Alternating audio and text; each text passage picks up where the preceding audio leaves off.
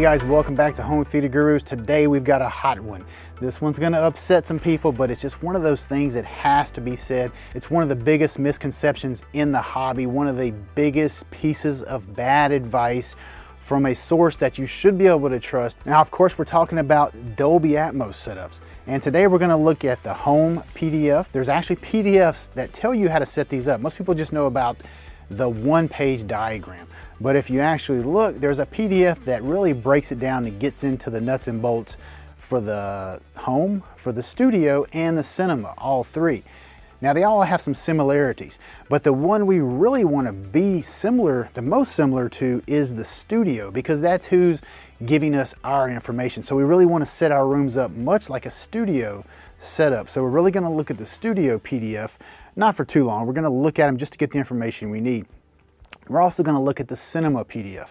Those PDFs have actual information in it, much more so, and it's so clear compared to the mess that's in the home PDF. And we're going to talk about all this. So try to have an open mind. Try not to, some people are probably going to want to throw their phone during this because they take stuff personal because you're talking about maybe a procedure they used. So we're going to be talking about the dotted lines. In the one-line diagram, they show dotted lines where your Atmos are in line with the mains.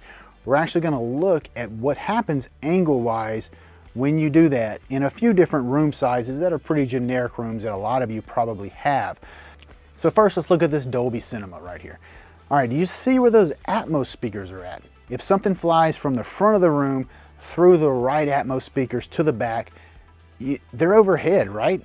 I mean, they're well overhead. They're nowhere near the side walls. They are overhead. Just pay attention to the grouping. Pay attention to how close they are. They've got a different type of setup, in many ways with the surrounds and arrays and stuff like that. But we want to hone in on Atmos because that's what we're talking about today. Now we're doing something a little different today. I've taken the program that I design home theaters with, and I've done some mock-ups of the different size rooms so we can see the angles very clearly, and you can see what's really happening when you put speakers in line with the mains. Now on the 0.5 to 0.7, they're assuming that your mains are spaced 60 apart, 30 off of 0. So if that's the case, they're saying you can take the measurement between them, the dimension, multiply it times 0.5 to 0.7. The only problem with that is if your ceiling is a different height than someone else's, the angle is going to be completely different. If you're sitting closer or further from your mains, the angle is completely different. So it's no known angle, it's just guessing. So we don't really want to use that either. All right guys, I'm going to try to keep this quick and simple. I don't want to get too deep in the weeds here, but this is a cinema layout from the cinema PDF. So we're just going to look at it really quick just to look at the Atmos. Now they take, so here they are, 2/3 of the length of the room. If many of you don't know, they do a lot of the stuff from that point, 2/3 into the room for professional cinema. Here is head level. They come up 45 degrees. There's no big window of tolerance that they do, 45 degrees. Okay, now E is the angle of their surround off of here's 0 coming on up. So if that surround right there is 20 degrees up, they're always a little bit higher in a professional cinema. So if it's 20 degrees, they're going to take half of that and add to 45, which is 55. And what that's doing is maintaining separation. So they're going to push it a little closer. Now 45 degrees would be out around here somewhere. So it's going to push it 10 degrees more. Now if you remember the visual of a cinema, a Dolby Atmos cinema, and where the Atmos were kind of like that right here. Now our 0 or our 90 degrees is around here. I mean, those are probably about 25 or so off of it there. It's a pretty close grouping, and that's what we're going to be looking at today is what does something sound like in a cinema? What does it sound like in a studio? And what should it sound like in our room? Now you can imagine if a helicopter or something flies from the front of the room through this professional cinema to the back, through this speaker right here in this area, it's overhead. It's going to sound overhead. And that's what we want to look at. We're honing in. We're just paying attention to where those Atmos speakers are at. All right, guys, and here we are in the studio PDF, basically looking at the same thing. Got a little guy sitting in the chair here. Now here they allow our surrounds to go up to 20 degrees above ear level. So it says right here, E, which this is E, can be equal to or less than 20 degrees. All right, so for our Atmos right here, now notice, they're up a pretty good bit too in this example. I mean, you can tell they're up. So they come off of head level, they go 45 degrees plus half of E. So if E was 10 degrees, we would take half of that, which is 5, and add it to 45, which would give us 55. Again, as the surrounds come up, they're pushing the Atmos closer to maintain separation. This is not in the Atmos PDF for the home. I have no clue why. And we're gonna look at something with front to back and risers. I'm gonna show you that in just a minute because it is insane that it is not taught. Bad things happen when you ignore it. Now there is a tolerance here where the cinema just says 45 and then you add half of your angle of your surround. But now notice it's 45 is the minimum. They do not want this speaker to be any closer to the bed layer than 45 degrees. Now it can go closer. The max is 55. So you can have 55 plus half of E, plus half of your surround. So if your surround was up 10, you could have this at 60 because you would have 55 plus 60. And I think that's what sounds perfect. And we're also going to talk about that aligning with your mains, that dotted line. What exactly does that mean? There's some little telltale stuff in the PDF for the home that we're going to cover in just a minute. So you see in the studio, if they're following this, they're going to have theirs overhead as well. There's not going to be any of this nonsense. Dolby home tolerance is like you can have these down to what, 30, 35 degrees. There's none of that. If you have that, you do not have what this guy here wants you to hear, what he heard when he mastered what you're listening to. When something flies from here overhead, it's overhead. You know, when it's in this speaker around this area, it's overhead. It's not over here towards the sidewall. And when you get over here close to the sidewall, you will smear to the bed layer. If we don't have the separation, that's what happens. All right, again, studio PDF. Okay, over here we've got the front of the room. This is the screen. It says CLR, but most people say LCR. Your center, left, and right here. This is the back of the room. Over here we've got our left and right rear surrounds. So the back of the room and the front of the room. So for the LCR, they spec that they can be equal to head level up to 20 degrees. So if you have rises or something like that, multiple rows of seating, you will probably lift these up a little bit. I designed a lot of rooms and the height of my LCR is gonna change when I have, you know, multiple rows of seating. Here's the biggie right here. If you place these speakers at 45 degrees, and actually it looks like these are probably about at 45 right here in this diagram. A lot of people will just do the 45-45 rule. This is why that's also very bad. And if you're paying someone to lay your room out, you should not get this, but unfortunately many don't look at this and many don't even know because it's not in the home installation PDF. If you have risers, you have to clear the seat backs.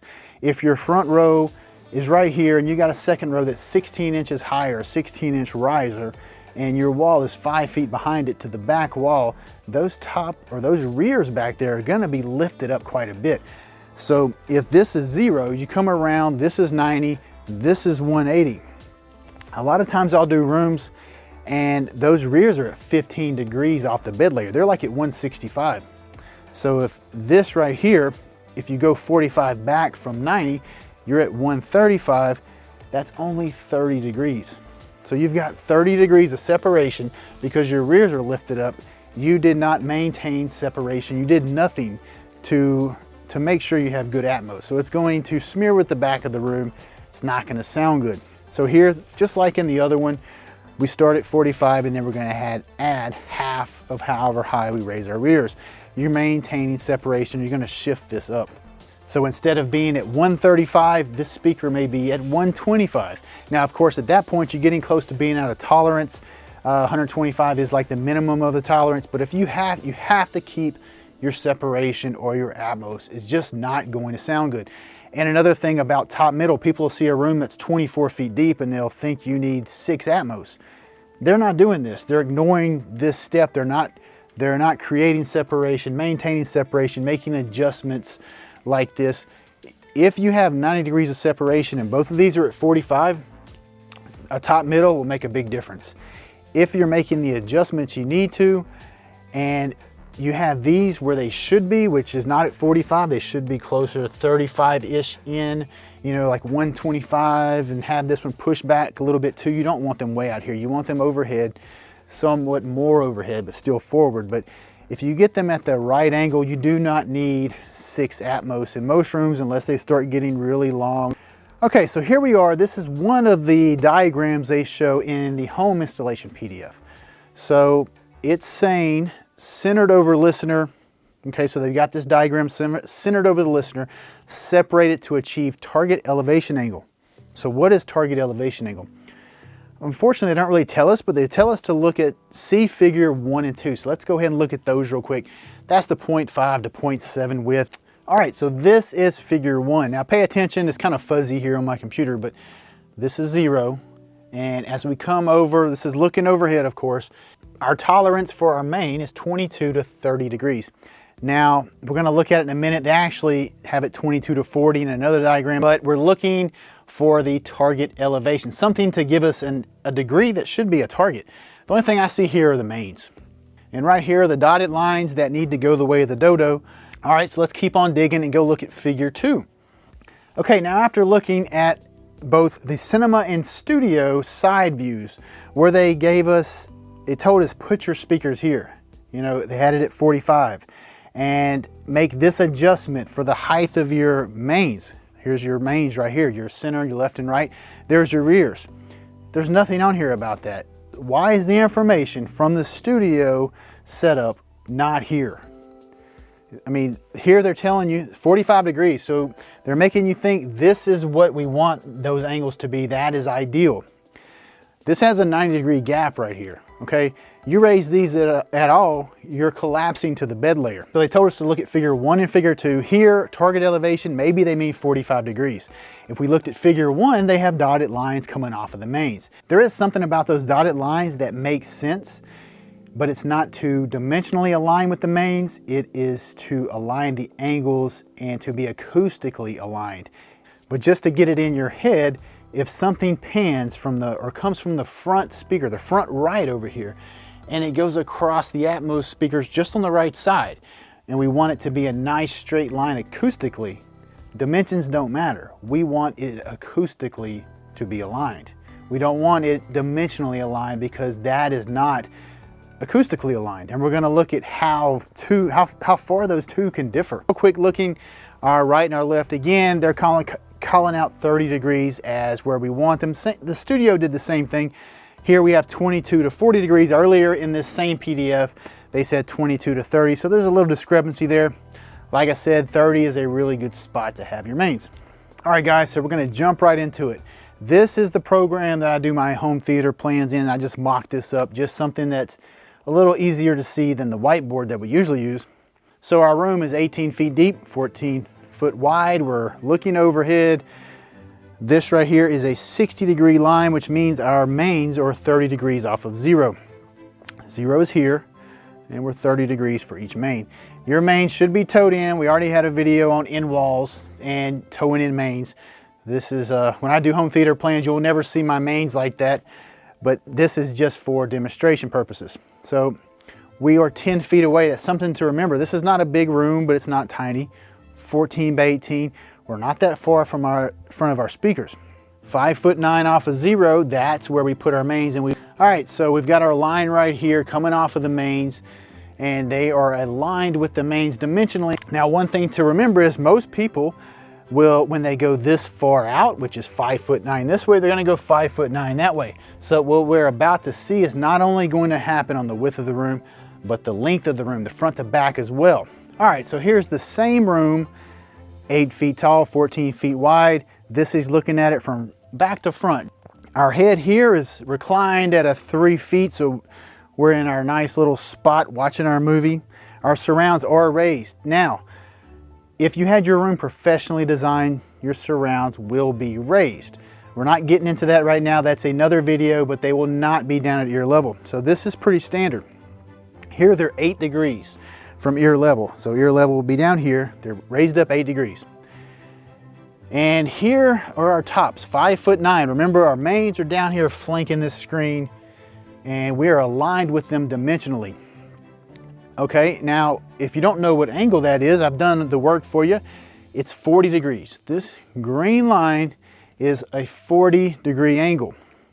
So that's from right here. Because this is 8, that means we have 32 degrees of separation right there. So that is not good at all. We have no separation really between these two speakers. And Atmos harps on you must maintain separation, yet they give you a method that just squashes separation, so take that for what it's worth. We have 32 degrees right here. Anything that happens over here is going to begin to get pulled down. Things smear to the bed layer very quickly. If you don't have enough separation, our brains are just gonna pull it down to the point to where you're not hearing Atmos. If you've got this set up, you're wondering why you spent the money on Atmos. You're getting a little bit of effect, but you're missing a majority of what's out there. Another thing, this is 90, this is 40. You know, directly overhead's 90. And we're coming on around, we've got 50 degrees from here to our Atmos. We have 100 degrees from this Atmos to that Atmos. We are not going to be able to have a good phantom image whatsoever. It's going to struggle. Very, very poor. Not only that, we are so far off axis, our good energy from our speaker is going straight down. Now, if you've got something that's angled, say it's angled 20 degrees, okay, that's not going to get good sound to your main listening position, much less way over here. We did a video already on the channel where we had a speaker at 45. Now 45 would be over here somewhere. At the main listening position, we were 50 degrees off axis. Over here on the side seats, we were like 60. So you can imagine in this situation, of course we're gonna be worse. You know, this is gonna be 65 or 70 off axis. Even with a decently angled speaker, you're not gonna get good sound to your seats because you're too far spread out. So you've got a big hole, you have poor off axis sound getting to most of your seats. You know, this seat over here is probably getting a decent sound, but only the speaker next to them.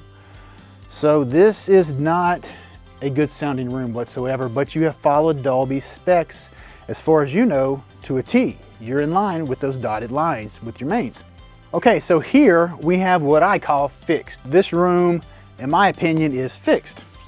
An 8-foot ceiling. This line right here is a 60-degree line.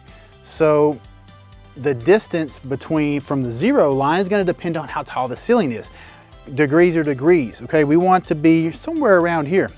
Now, if you remember, 60 degrees is very similar to the cinema layout. And the studio layout's not far from that at all. Because you remember the studio started at 45, and then, you know, the height of your surrounds, let's say this was 10, we'd add 5, that would be 50.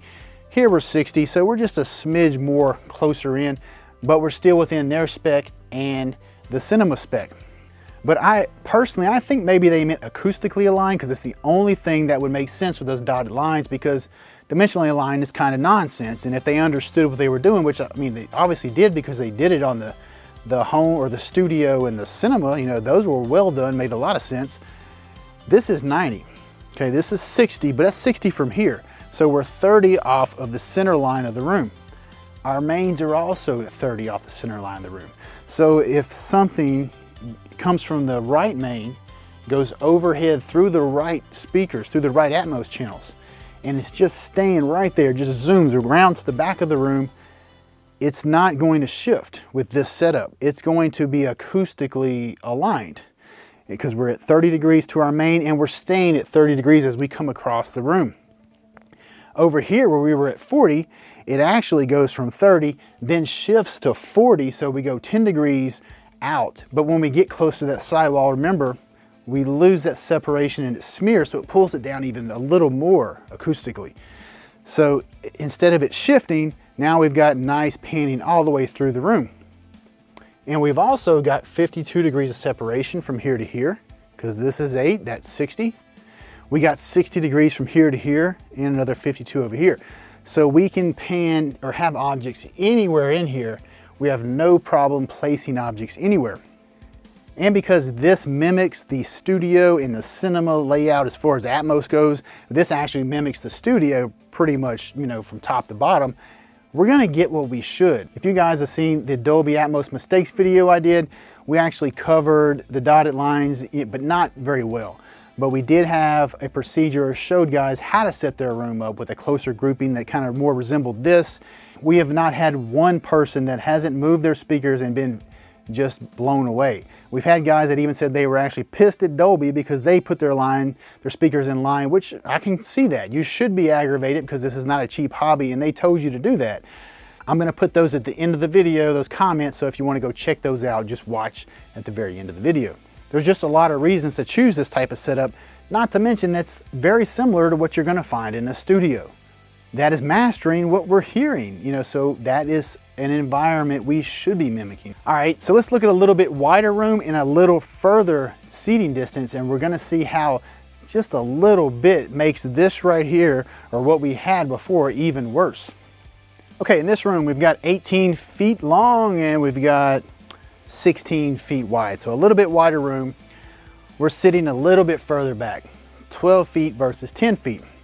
And so of course, for our mains to be at 30 degrees, they're gonna be a little further apart in this room because we're sitting 2 feet further back. So we're 6'11". And again, we've placed our Atmos up there. It was 6'11" this way, so I went from here, 6'11". Okay, here we are. It's the same height. We have 8 feet of ceiling height and 16 foot wide. We're 12 feet back.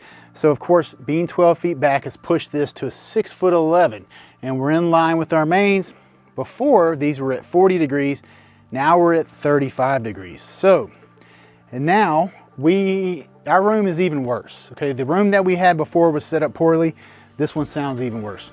Here we've got 35 minus 8, 27 degrees. We got 27 measly degrees between these two speakers, which is nothing. We don't have enough separation. Everything over here is being smeared to the bed layer. We're watching Dolby Atmos movies and stuff, and we think Atmos sucks, but it's not Atmos. Now, for this speaker to get over there, to pan back and forth overhead, we've got to go 110 degrees. The same thing front to back, because most people, if they go 6'11", they're gonna go that far forward and back, but 110 degrees. And then we've also got the off-axis issue. You know, even with those angled speakers, you are not getting good sound. I mean, look at something even like the JBL SCL8. It's 45 degrees, but it only has like, I think a 30 degree, like a 60 degree total dispersion. And at the edge of that 60 degrees, it's losing 6 dB in the upper end. It's not gonna sound good in a room like this. You know, the high dollar gear cannot be installed poorly and get good performance. You're outside of most speakers' window of good sound. You know, you do have speakers like the Triad 9 set that could hit those positions with the aimable tweeter because they can hit over 70 degrees. But you know, that it's still gonna sound horrible because you're spread too far apart. You can't feel that gap. Now, I have had guys play test tones and they'll play like demo material where it plays through 2 speakers. And they're like, I can hear an image overhead, so I know I'm getting good sound. No, that doesn't mean that. All that means is you have 2 speakers that are giving you a phantom image. This does not mean that it's going to be a good sound. All right, and here we are with our 60 degree lines back, just like before. So we're 2'10" from the center line because the ceiling height hasn't changed. The only thing that's gonna make this number right here really change is gonna be ceiling height besides the bed layer forcing us to shift our Atmos closer together, which we wouldn't have to worry about with this grouping. For the most part, what's gonna change these numbers, how far apart these are, is gonna be ceiling height. But we're not changing in degrees. Our degrees are static, they are not moving. Because remember, this 30 degrees right here is keeping us in line with our mains, and it's also giving us great panning across the room. Of course, that's acoustically aligned with our mains. We don't care about dimensionally aligned. All right, so this I just did for kicks. Let's say you had a 10-foot ceiling and you had your mains 12 feet away from you. Okay, and your mains are spread 16, 11 foot apart. Just don't pretend these aren't here. This is from our 8-foot ceiling right here. So you're in line with your mains, you shoved your Atmos right there above your mains. If you had a 10-foot ceiling, you would have a 45 degree angle. So here you would be where I would consider the minimum. Still not gonna sound that great because, you know, here we have 45, here we have 8. So that's like what, 37 degrees or something between these two? That's, you know, not a lot of separation between these speakers at 45. Remember I said 45 I think should be the minimum.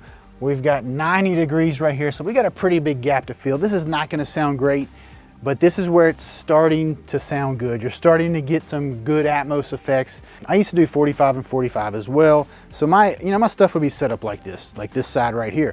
Not sounding that great, and I would wonder why some of the material that was on demo disc was even on there because it just didn't seem to have much effect. I didn't realize it was all set up. It wasn't until I really started watching some Anthony Gramani. He experiments a lot. I mean, basically like a scientist, he experiments and tries different things, and what he sounds good to him is what he'll use. But obviously he also looked at the studio and the cinema layouts, because what he was preaching was basically very similar to what they were doing. And then when I heard him, and then I started looking at, I went and looked at the studio, which I looked at before and questioned that, and I never liked the home PDF, like the dotted lines. I didn't pay much attention to those because I understood angles, and I knew that was nonsense because I understood, you know, the height of the ceiling matters. But when I got away from the 45-45, things, just the Atmos improved tremendously. And when I got, you know, this demo room here is set up to where I can play around with different positioning and things like that, and I started experimenting, and it completely changed the way I design, and which is very evident because a lot of the people at the end of this video, the comments you're going to see, they did the same thing. They were doing 45-45, some were doing inline, but they got away from this 45 and went a little bit closer, and it pays off. But then remember, if you went 45-45 and you have risers, you are collapsing to your bed layer back here. You know, that is just a huge no-no. Like I said, the home Atmos installation PDF completely ignores any adjustments for the bed layer. All right, guys, that's gonna be it for this one. Hopefully everyone had an open mind and just tried to understand the angles and just kind of looked at it from a perspective of what are these things really doing in my room, and am I getting what I should get? Remember, the studio is what we want to kind of closely mimic because that's who's doing the mastering for our rooms. And if you're having problems with Atmos or you don't think Atmos sounds that great, you know, don't go out and just spend money on new gear. You know, it's most likely or very possibly just setup issues. So you may be able to keep the gear you have and just reposition it and sound vastly better. I mean, I've been through it. I've had I know a lot of people that have been through it. You know, it doesn't mean that your gear is not good. So many times it's placement, and you followed the guidance and your intolerance, and you were told you do this and you're gonna have good sound. Unfortunately, it's not true. I don't know if it's more about making a sale, so they just have this huge tolerance. Put a blindfold on, throw a dart, you're anywhere over there, you're gonna have Atmos. It just doesn't work that way. If you're not set up right, it's not gonna sound good. It's as plain as that. Watch the Atmos mistakes video. You know, you have to be on axis. The down 5-inch speakers shooting into the floor. I mean, you can't have things like that or positioning like that and expect great things to happen. It's not gonna sound great. So go watch that video too if you wanna tweak your Atmos. All right, guys, don't forget to subscribe, hit the notification bell so you know the new videos are gonna be coming out, and I will see y'all next time.